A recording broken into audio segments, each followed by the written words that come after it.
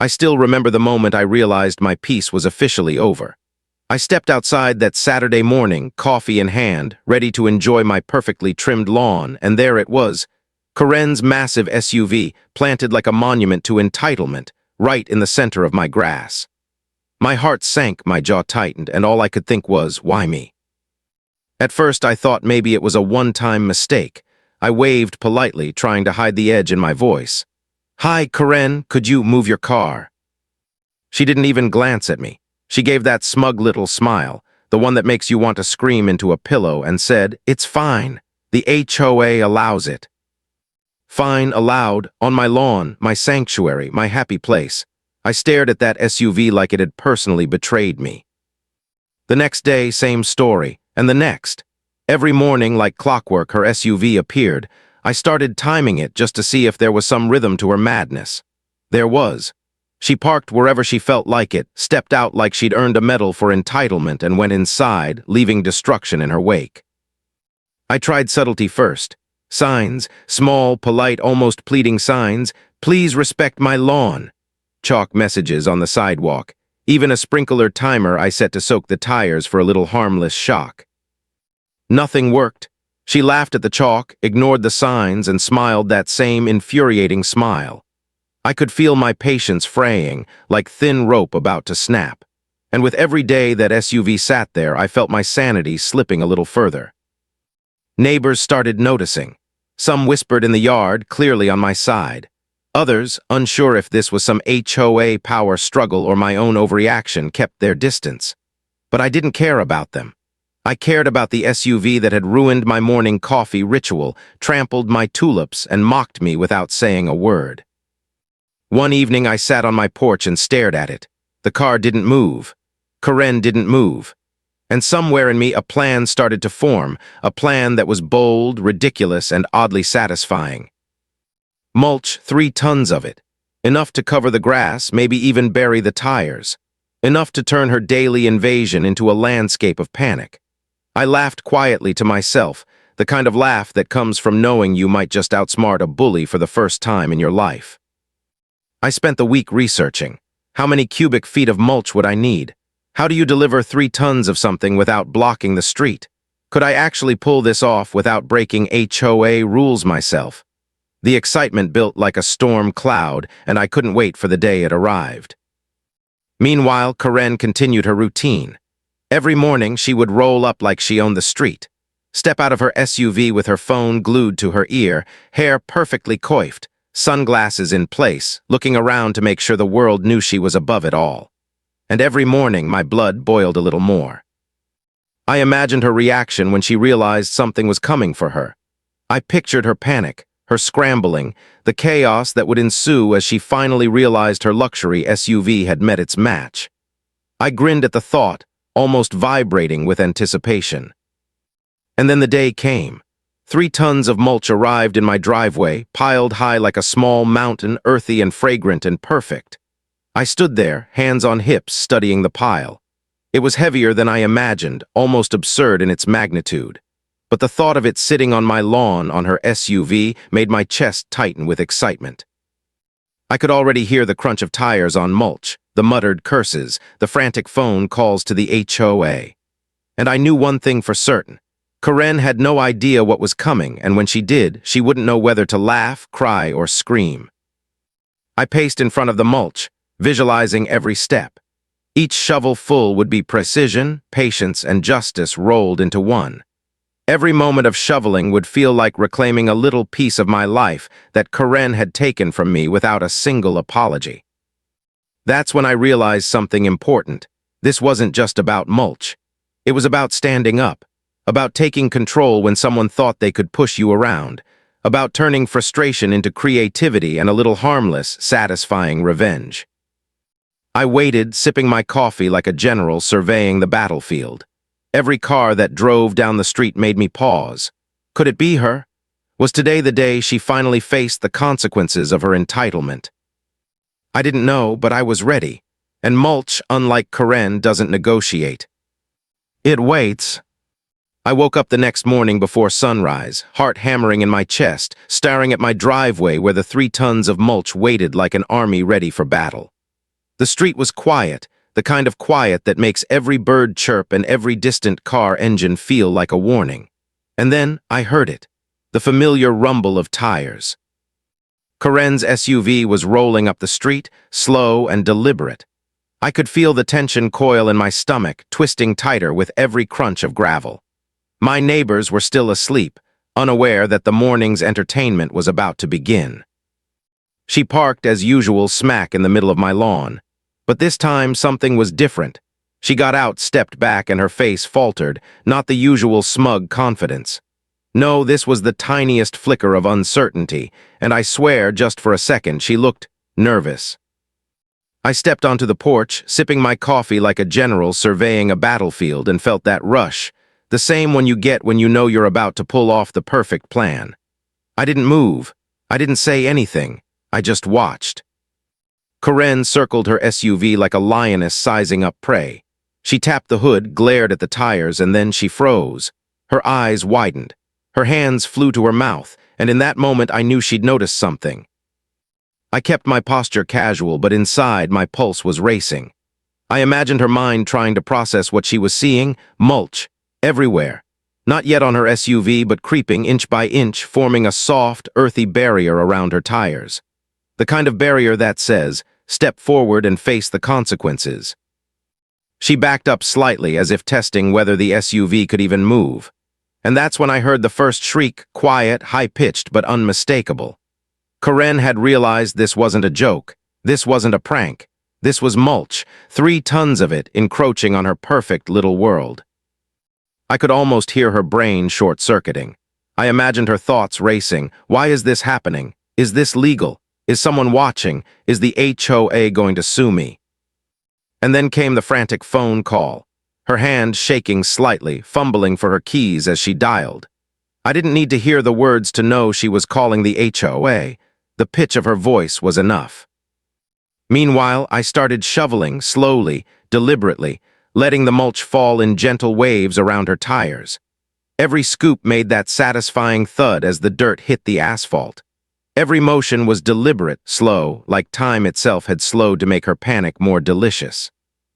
She was packing now, circling the SUV, stepping back, peering over the mulch, hands on her hips. She looked like she was trying to summon some magic spell to undo what she saw. I almost felt sorry for her, but only almost. A neighbor appeared at their window, whispering excitedly to whoever was watching. "Is she really going to move it?" They didn't know I wasn't just moving the mulch onto the lawn. I had a plan. A slow, creeping, unavoidable invasion of Karen's entitlement.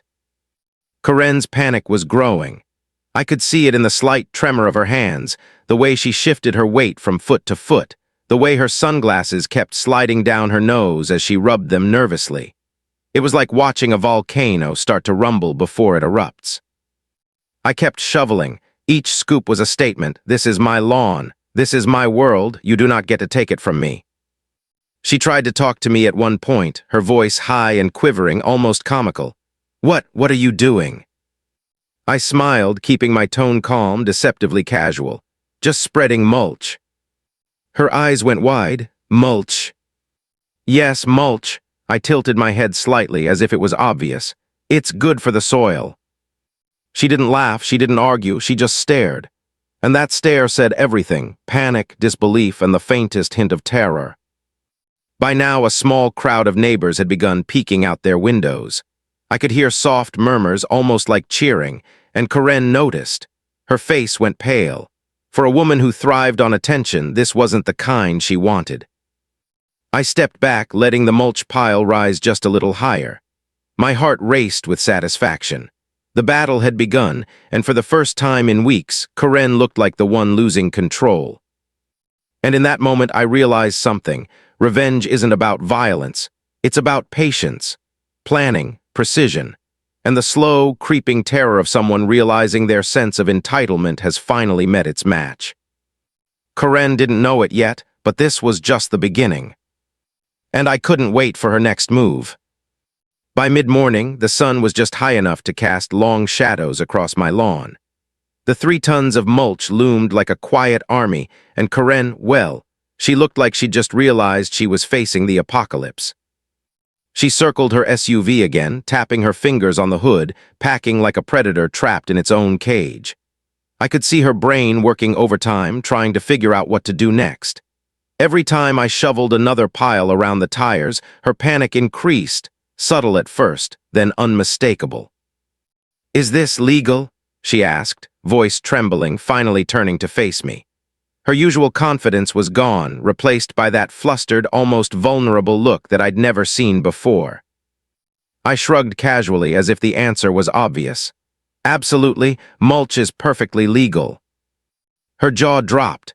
She stared at me, blinking rapidly, like my words had just shattered some invisible world she lived in. I could feel her pulse racing from across the lawn, hear it in the rapid stomp of her feet on the concrete. Meanwhile, a few neighbors had begun stepping outside, curious at the spectacle unfolding. I kept my movements slow and deliberate, letting the mulch cascade from the shovel in perfect arcs, surrounding her SUV inch by inch. Every scoop was like a statement: "This is mine. This is my lawn, and you will respect it." Karen tried to make a move, climbing back into her SUV, probably thinking she could drive over the mulch. But she froze. The first tires met the outer edge of my carefully placed piles, and the crunch of mulch under rubber sounded like a warning bell. I could almost hear the panic spike inside her head. She opened the door again, looked at me, and sputtered, "You can't do this. The HOA." "The HOA what?" I said, tilting my head. "They haven't stopped anyone from planting trees or putting up fences. I'm just spreading mulch." Her face went pale. She opened her phone, scrolling frantically. Calls, messages, emails. I didn't need to know who she was contacting. The panic on her face said it all. She was realizing that there was no quick fix, no emergency button that could undo the slowly encroaching mulch. I stepped back and let the mulch pile rise just a little higher. I worked carefully, deliberately, with the satisfaction that comes from seeing someone finally caught off guard, powerless in front of their own arrogance. Karen wasn't just panicking, she was flailing. Arms waving, voice rising, packing around like a trapped animal. Her sunglasses slid down her nose, her hair out of place, her perfect image shattered. And yet she was still trying to assert control, still trying to make this about me breaking the rules. But the rules had always been mine. My lawn, my patience, my 3 tons of mulch. I glanced at the neighbors. A few were hiding behind curtains, whispering. Some were peeking over fences, laughing quietly. And I imagined the stories they would tell later. "Did you see Karen? She lost it over mulch." That thought made a small grin creep onto my face. Karen's panic was no longer subtle. She tried pushing her SUV, rocking it back and forth. Nothing. The mulch held firm, and with every futile attempt, her frustration grew. Her phone calls became shrill, almost comical, as she demanded help from anyone who would answer. At one point, she stomped directly into the mulch to move it herself. Her shoes sank slightly, leaving awkward impressions. She tried shoving piles with her hands, and mulch tumbled back almost like it had a mind of its own, resisting her every move. And I realized something important in that moment. Revenge doesn't have to be dramatic. It doesn't have to be loud or destructive. Sometimes the quiet, patient approach, the slow accumulation, the creeping inevitability, is the most satisfying. Watching her slowly lose control while I remained calm, deliberate, and patient, that was the real victory. I paused for a moment, leaning on my shovel, letting her panic rise like a tide against the shore. I could hear her muttering, shouting, dialing, packing. The air felt electric, charged with tension and silent amusement. And I knew, deep down, that this was just the beginning. Karen had underestimated me. She had underestimated my patience, my planning, and my ability to turn something as simple as mulch into a weapon of chaos. She was going to learn the hard way that you can't trample someone's peace without consequences.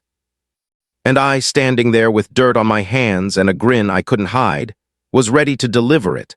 Slowly, inevitably, and with every ounce of satisfaction I could muster.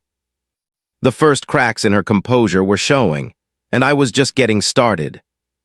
By mid-morning, the mulch had crept closer to Karen's SUV than she ever imagined possible. It wasn't just a pile on the edge of the lawn anymore. It was a slow-moving force of nature, encroaching on every tire, every corner, every inch of her territory. and she could feel it. Her packing became frantic, a jittery rhythm that matched the rising tension in the air. She was muttering under her breath, hands tugging at her hair, eyes darting from the mulch to me as if hoping I'd suddenly vanish. But I didn't. I just stood there, shovel in hand, calm as a lake before a storm. Move it now," she shouted, voice rising with desperation. She grabbed her phone, dialing furiously, probably calling the HOA, her lawyer, the local news. Anything that might save her from the slow, inevitable defeat approaching her SUV. I paused for a moment, leaning on my shovel, and let the suspense build. This wasn't just a prank anymore. This was about reclaiming what was mine, asserting boundaries, and proving that patience, planning, and a little ingenuity could turn the tables. Karen tried to drive forward, one foot on the accelerator, eyes wide with panic. Tires crunched against the outer edge of the mulch. The SUV didn't move. It sat there like a stubborn beast, refusing to budge, while Karen's face went from disbelief to horror. She jumped out again, stomping into the mulch, trying to push it away with her hands. Dirt tumbled back, soft and relentless, almost mocking her attempts. Her expensive shoes were coated in brown dust, and the frustration radiating off her in waves was almost tangible. I could feel the energy shift, her confidence completely eroded, replaced by pure, unfiltered panic. I started shoveling again, careful, deliberate, letting the mulch spread closer to the tires, wrapping around the vehicle like a creeping tide. Each scoop was a statement. Each motion said, "This is mine. This is my space, and you are overstepping." Neighbors had begun gathering at the edges of the street, whispering excitedly to one another. A few peeked over fences, giggling quietly. Some were recording with their phones, knowing this was the kind of spectacle that would be talked about for weeks. Karen noticed the watching eyes and gasped, her panic deepened. Attention had always fueled her power, but now it amplified her helplessness. She tried reasoning, voice cracking. "This isn't fair, you can't do this. The HOA." "The HOA allows mulch," I said calmly, tilting my head as if it were obvious. "Perfectly legal, great for the soil, very eco-friendly." Her face turned red, a mix of fury and fear. She stomped on the mulch again, sinking slightly, and kicked at it. Each futile shove sent mulch tumbling back like it had its own stubborn will, refusing to yield. I could almost hear it whisper, "Not today, Karen." Karen's SUV was now almost surrounded. The tires were partially buried, the edges of the hood flanked by soft, brown hills of mulch. She was trapped in the middle of my plan, watching as her carefully curated image of power and entitlement crumbled before her eyes. I stepped back, watching the scene unfold, letting her panic peak. Her hands were flying everywhere, pointing, waving, dialing. She muttered incomprehensible phrases, packing in tiny circles like a caged animal. And still, the mulch moved closer, inexorable, unstoppable, unyielding. I smiled quietly to myself. I didn't need to say a word. I didn't need to threaten. I just let the mulch do the talking. Slowly, deliberately, every inch gained was a victory, and she could do nothing about it. And then it happened. The first real crack in her composure. Her shoulders slumped slightly, the perfect posture she always wore like armor now gone. She looked around, finally noticing the neighbors whispering, recording, watching. Her panic shifted to embarrassment, and embarrassment in her case was worse than defeat. I felt a thrill in my chest. This was it, the moment where the slow burn of patience, preparation, and persistence started paying off. This was the point where Karen realized she hadn't planned for this. No calls, no threats, no anger could stop what had been set into motion. And I knew in my heart that there was still more to come. The SUV was surrounded but not yet trapped. The mulch had claimed ground, but the final phase, the total, undeniable control of my lawn, was still ahead. And Karen had no idea just how close she was to losing everything she thought she owned. I took a deep breath, gripping my shovel, and smiled. This was only the beginning, and from where I stood, watching her panic, it was glorious. By late morning, the mulch had taken over almost half of my lawn, creeping like slow-moving waves toward Karen's SUV. She had completely lost control, packing back and forth, muttering incoherently as if the mulch had become a living, breathing entity determined to ruin her day. Her usual confident posture was gone. Her sunglasses had slid down her nose, revealing wide, panicked eyes. Hands tugged at her hair in frustration, phone pressed to her ear, likely dialing everyone she could think of. HOA board members, friends, even her lawyer. None of it mattered. None of it could stop what was happening. I leaned on my shovel, savoring the moment. The quiet satisfaction of watching someone realize that their entitlement had finally met consequences was almost intoxicating. And yet, I didn't move too quickly. The suspense had to build. Karen needed to understand the inevitability. She tried again, attempting to drive forward, but the SUV's tires met the soft mulch and sank slightly. The crunch of earth under rubber sounded almost sinister, like a warning bell. Her face went pale. She jabbed at the steering wheel, cursed under her breath, and stomped out again. "Move it, this is illegal. I'll call the HOA, I'll call the police," she shouted, voice rising, trembling with frustration. I didn't flinch. I tilted my head, smiling faintly like her panic was expected and utterly predictable. "I'm just spreading mulch," I said calmly. "Good for the soil, very eco-friendly." Her face contorted with disbelief. How could someone be so calm while her world crumbled? She stomped on the mulch again, trying to push it away, but each pile slid back into place, stubborn and relentless. Every shove she attempted, every frantic motion, only made her realize the futility of her efforts. Neighbors had begun gathering quietly, peeking over fences, whispering, and even recording the spectacle on their phones. Karen noticed. Her panic intensified. Attention, which had always fueled her confidence, now magnified her embarrassment and helplessness. She was trapped, not just by the mulch, but by the silent audience witnessing her slow unraveling. She tried bargaining, voice quivering. "I'll call the HOA, I'll file a complaint." I shook my head, pretending to consider her words. "You could try," I said softly, "but I've checked. Mulch is perfectly legal." Her eyes widened. Panic shifted into disbelief. Her fists clenched and unclenched, tapping her phone as if desperate for validation. And yet no one could undo what was already in motion. At this point, her SUV was nearly surrounded. The tires were partially buried, the edges of the vehicle flanked by soft brown hills of mulch. She stomped into it one last time, hands on hips, muttering a string of incomprehensible curses. Her shoes sank slightly, dirt and mulch clinging stubbornly, and I could see it, her breaking point approaching.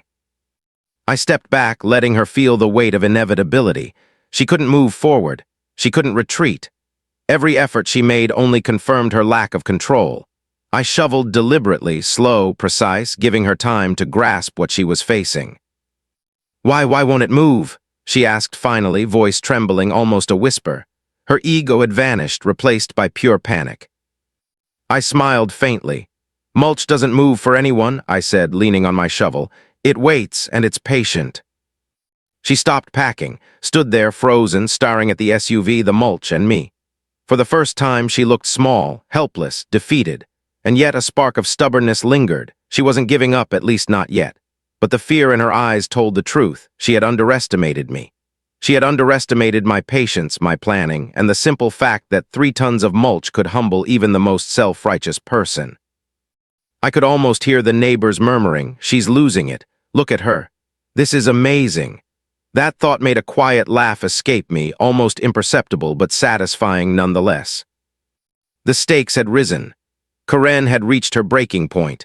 The mulch had not just claimed the lawn, it had claimed her composure, her pride, and for the first time, her sense of control. And I knew, deep down, that the final act was coming. The moment where Karen would either surrender completely or escalate to something desperate, something wild, something that would cement this day in neighborhood history.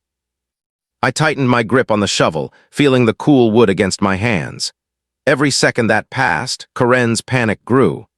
Every glance she gave me, every futile attempt to regain control, made the coming victory that much sweeter. Because patience, planning, and a little creative revenge, that always wins. And Karen, she was about to find out exactly how unstoppable 3 tons of mulch could be. By mid-afternoon, the battle was reaching its peak. The mulch had spread across nearly the entire front lawn, creeping up the tires, brushing against the doors, hugging the SUV in a soft, brown cocoon. Karen's frantic packing had turned into near desperation, and I could see the realization hit her like a physical blow. She was trapped. Her hands flew to her hair, tugging at it repeatedly, sunglasses slipping down her nose. Her phone seemed glued to her ear, dialing, yelling, begging for some solution that didn't exist. The panic in her voice was rising, pitch higher with every frustrated sentence. "Why won't it move?" she shrieked, stomping in the mulch, sinking slightly with each step. "This is my property. I can do whatever I want." I watched calmly, leaning on my shovel, savoring each moment. "I think the mulch disagrees," I said, voice soft, almost conversational.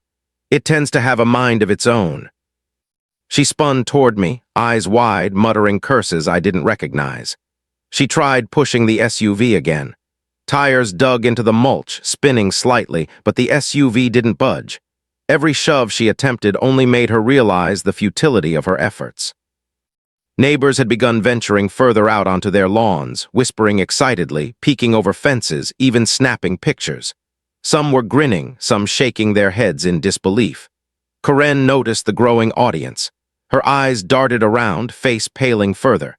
A tension that once fed her ego now only magnified her panic.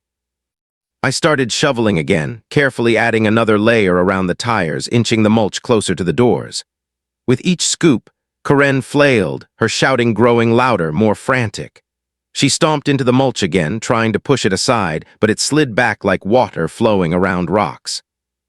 "Someone help me," she screamed into her phone, voice cracking. "This is harassment, illegal, call the HOA." I smiled faintly. "Mulch doesn't call the HOA," I said, shrugging.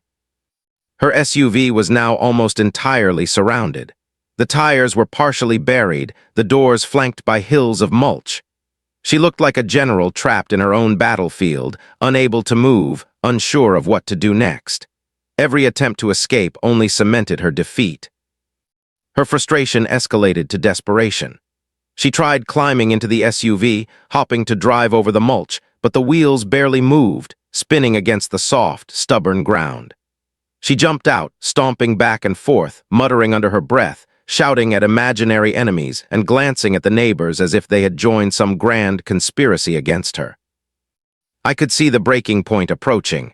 Her breathing was rapid, shallow, the small beads of sweat forming on her forehead as panic consumed her. For the first time, Karen looked human, vulnerable, defeated. And that's when I realized something important. Revenge doesn't have to be dramatic or destructive. It doesn't require shouting or confrontation. Sometimes it's the slow, creeping inevitability, the quiet, unstoppable progression that crushes the arrogance of someone who thinks they're untouchable. Karen's panic reached a new level. She tried to dig the mulch away with her hands, sliding across the dirt, scattering the top layer in frustration. Each handful that fell back into place only reinforced her hopelessness. The SUV was trapped. Her perfect little world, the image she had meticulously crafted, was buried in mulch. She paused for a moment, staring at the SUV, the mulch, and me. Her chest rose and fell rapidly. Her eyes darted to her phone again, desperate for a lifeline. And I could see the spark of surrender forming, a flicker in her eyes that said she might finally realize she had lost this battle. But Karen, being Karen, wasn't finished. There was still a stubborn edge in her posture, a final surge of determination. I could sense that she was plotting some last-ditch move, some desperate escalation, and that made my pulse quicken. The final act was coming, the climax of her panic, and my plan was almost here. I stepped back, letting the tension build, letting her wrestle with her futility. The mulch had won ground, her SUV had been trapped, and the inevitable moment of total surrender was approaching. And in that moment, I felt a thrill I hadn't felt in a long time. Patience, planning, and just a little creative mischief had created something unstoppable. Karen had finally met her match. The stage was set for the final showdown, and from where I stood, watching her flail in frustration, the payoff was going to be glorious. By late afternoon, Karen's SUV was no longer just trapped, it was imprisoned. Mulch had claimed every inch of space around her tires, hugging the doors and creeping toward the hood. The vehicle looked like it had been swallowed by a small brown mountain, and she was unraveling before my eyes. Her usual composure, her smug confidence, the air of entitlement, gone, completely replaced by raw panic. She stomped back and forth, shouting at no one in particular. Her phone call was now a continuous, high-pitched barrage of words I couldn't fully understand, but the desperation in her voice needed no translation. I stayed calm, leaning on my shovel, letting her panic unfold like a slow-motion train wreck. The neighbors were out now, some peeking from behind fences, others whispering in awe at the spectacle. Karen noticed them, and her face paled further. The attention she always craved now magnified her humiliation, and I couldn't help but grin quietly. She tried pushing the SUV again, rocking it back and forth, but the wheels dug into the mulch with every attempt. Dirt slid around her tires, soft and immovable. Her face turned red with frustration. She was trying everything, yelling, stomping, shoving, pleading, but nothing worked. The mulch had claimed her domain. "Move this," she screamed, voice cracking, flailing her arms in every direction. "I'll call the HOA, I'll call the police, someone please." I shook my head slowly, my voice calm, almost mocking in its simplicity. "Mulch doesn't call the HOA, Karen, it just waits, patient, steady, unstoppable." Her head snapped toward me, disbelief written across her face. "You did this on purpose," she yelled, stepping into the mulch and sliding slightly as her shoes sank. The futile attempt only added more layers of embarrassment to her situation. I started shoveling slowly, deliberately letting the mulch cascade gently around her tires, sealing her SUV in a cocoon of brown. Each scoop was a punctuation mark, a quiet statement that said, "This is mine. My lawn, my rules." Karen tried digging with her hands now, pulling handfuls of mulch and tossing them aside, but each handful fell back into place. She stomped in frustration, but the more she tried, the more hopeless the situation became. Her face was streaked with sweat and dirt, sunglasses askew, hair in disarray. For the first time, she looked small, vulnerable, defeated, and yet there was still that stubborn spark. She wasn't ready to admit defeat, not entirely. But the panic in her eyes betrayed her. She knew, deep down, that the battle was lost. Neighbors were fully invested now. Some whispered excitedly to each other, some filmed with their phones.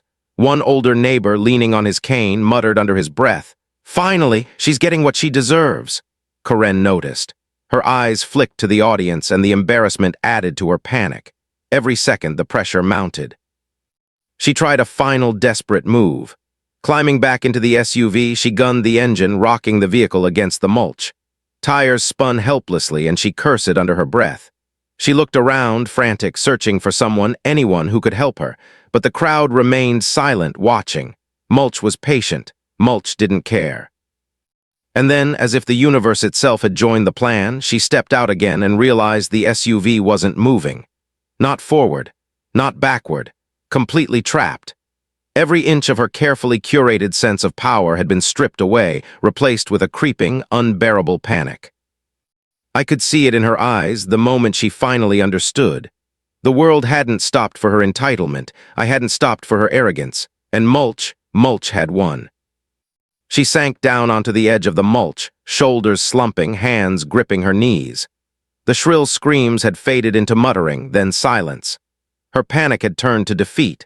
She had lost control of her SUV, her composure, and in front of everyone watching, her dignity.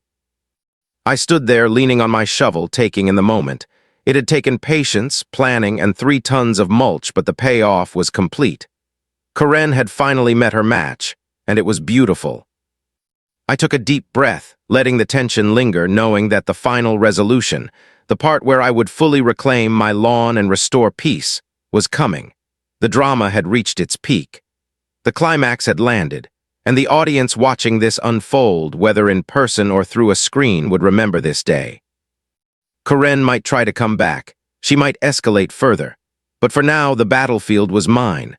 Her panic, her chaos, her desperate flailing, it was all part of the story.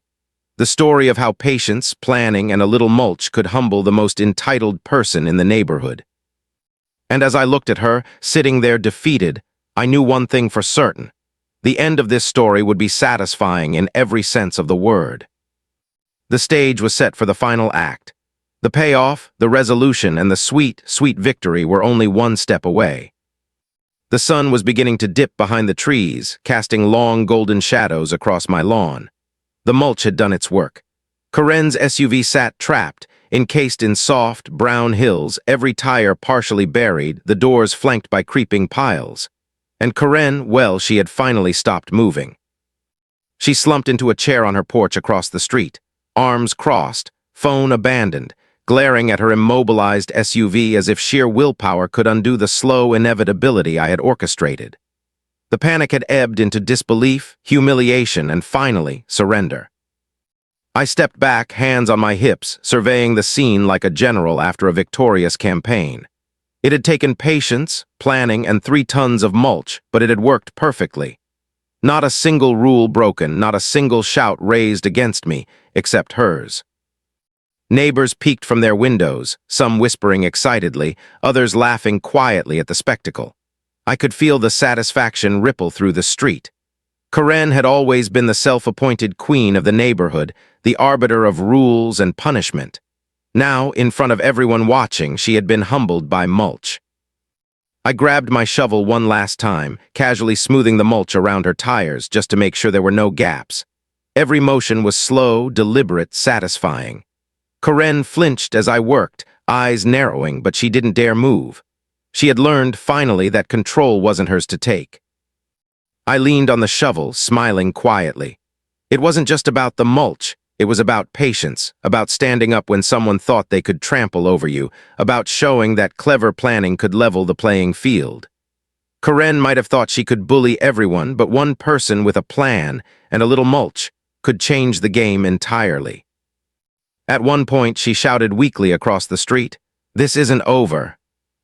I just waved, tilting my head. "I think it is," I said, calm and collected. "But Mulch is patient, so take your time if you need to think about it."